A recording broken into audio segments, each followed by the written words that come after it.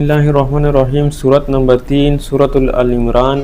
سورۃ العمران کا ابتدائی جو حصہ ہے اس میں عمران کا خاندان اس کا تذکرہ آیا ہوا ہے، اور اس سورت کے بیشتر حصے اس دور میں نازل ہوئے تھے جب مسلمان مکہ مکرمہ سے ہجرت کر کے مدینہ منورہ آ گئے تھے، اور وہاں بھی کفار کے ہاتھوں بہت سی مشکلات درپیش تھی۔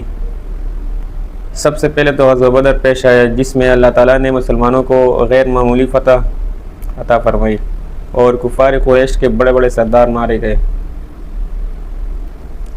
اور اس شکست کا بدلہ لینے کے لیے اگلے سال انہوں نے مدینہ منورہ پر بھی حملہ کیا۔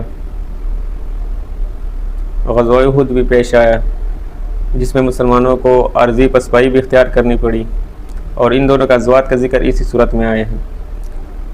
اور اسی صورت میں سود، زکوٰۃ اور جہاد کے متعلق احکام بھی عطا فرمائے گئے ہیں۔